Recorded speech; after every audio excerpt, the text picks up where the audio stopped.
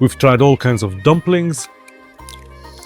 But I'm sure that not everyone, even those who have lived or still live in Uzbekistan, has tried the ones I'm going to make today. Because Uzbekistan is a very large country. Driving from Fergana, my birthplace, to Khorezm takes 2 to 3 Dalton's eyes. People there even speak a slightly different dialect. The music is different there, the dances are different, people dress differently, and they cook different dishes. Can you imagine even the plov is different there?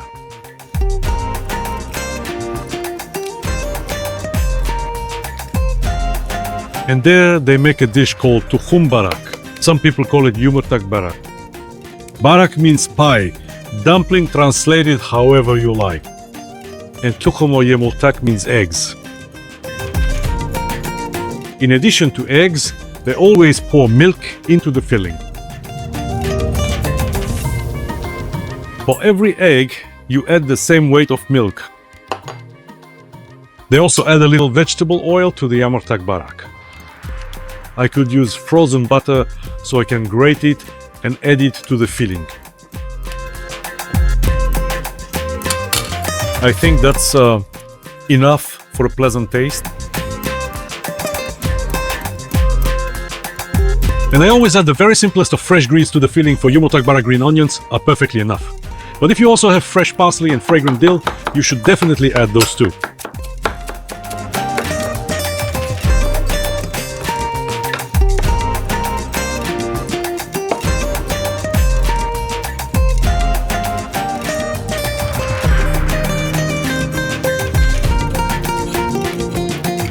Whisk everything together and mix well. Prepare the dough as you would for regular dumplings. Flour, salt, water.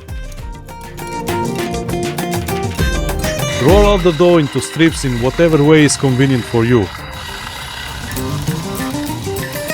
However, you don't need to roll it out too thin.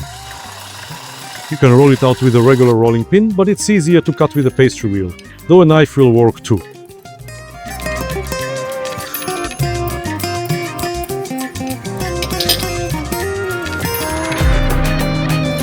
Make these kinds of blanks for the little envelopes.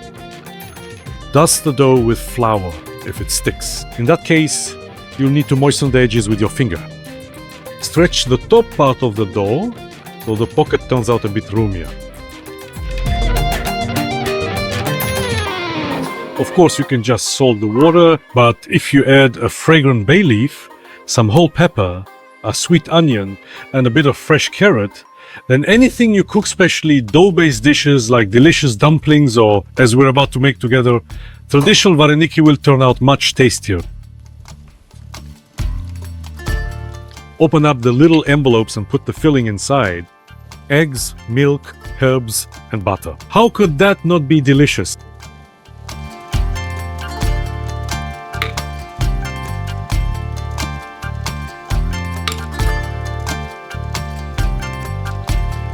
Put them on the table and let them sit. Let them wait while we prepare everything else. No guys, that won't work. Eggs dissolve the dough, so they need to go straight into boiling water.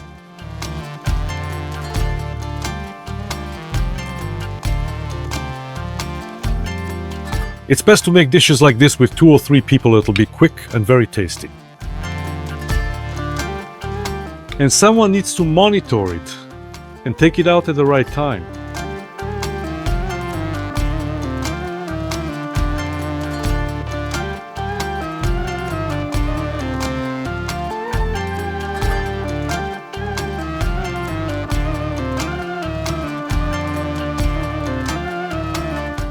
Whether you're making beshbarmak or cooking some kind of dumplings or chuchvara, always heat the dish first.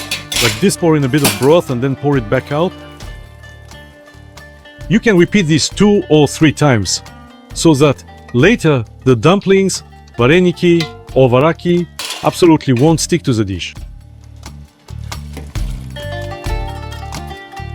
How do you know if they're ready or not? Once they float to the surface and cook for 2 to 3 minutes, they're done.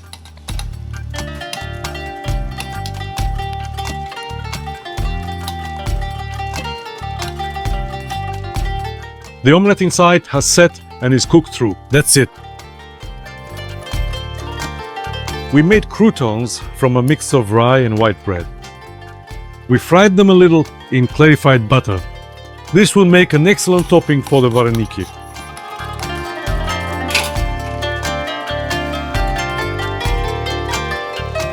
I know very well that nobody does this in Khorizm, but give it a try, it's delicious and it works with any kind of vareniki. And of course, I suspect that nobody in Khorizm boils them. Tuhum-barak together with carrots, together with onions. But this is also delicious. These are the universal principles of any cuisine. Of course, even to cook such a simple dish, you still have to learn. Maybe it takes years to master. At the very least, the housewives who were born in Khorizm can of course make this better than I can. But that doesn't take away my right to sincerely wish you a good appetite right now. You know, this dish may seem quite simple, but for me, it actually turned out to be more difficult than ПЛОВ. That's why I want to suggest you take a look at the photos of how this dish was prepared. A long time ago, for one of my old books, a native Khorezmian who grew up on the humor of barracks made it. Take a look at the photos.